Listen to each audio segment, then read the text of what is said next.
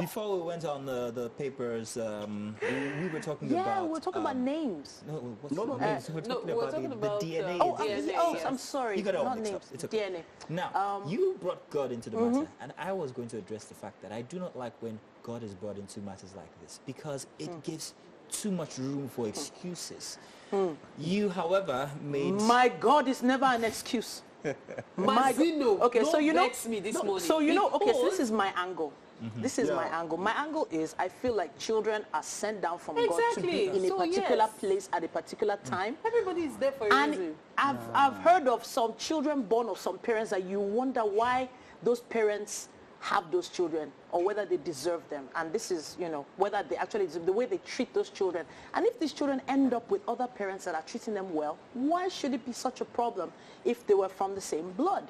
I have nothing against a child that has been brought up in a home with so much love, eventually discovering that her father is not hers. I believe that that man should actually keep that baby, because investing so much love in bringing up such a child is no little feat. You cannot just subtract love because one day you discover that the baby is not yours. Because of paper. However, how did we get there has to be addressed. The mother of that child has plenty of questions to answer. Well, let's get to comments, but I'll get to that story. This one was 33 years. 33. Wow. The daughter, the second, the three of them, said her dad was her best friend from growing up and all of that. I think they wanted to do a bone donor or something. It was like they went for a DNA test or something. There's a particular test they wanted to go for. And then something just happened. Just found out that daddy is not actually our father. And then they go to the mom, and their mom breaks down. For 11 years, she had an affair with the father's best friend. Oh no! Oh no! Who was a neighbor, and that guy is their father. So there are some... Dad leaves the house for 3 days, calling his number, they can't get him. Find out he goes to his beach house and is hung there. Oh dear. Okay, Mike, so just take a few comments. This is at Clothed One. I like that, Clothed One. Okay. He says, I remember telling friends in 2010 that if DNA is done I've heard this one before. Firstborn of married people in Lagos, 30% are not likely to have husband's DNA. This infidelity has been normalized in this part of the world. What is shocking and embarrassing is when all the children are not his. I've actually been studying the law in different countries about this.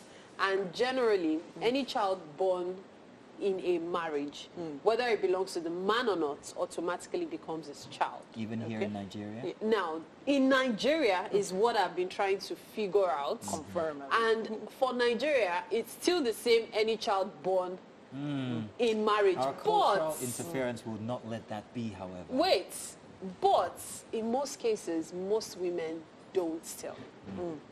Yeah. So, but let's now this check angle, we've never gone to this part, and thank God this handle went to this part, even though this handle is at 6'3", and this soldier Daniel, you know, who put this up, he says, now I like this, he says, the things where I defined, Naim go see.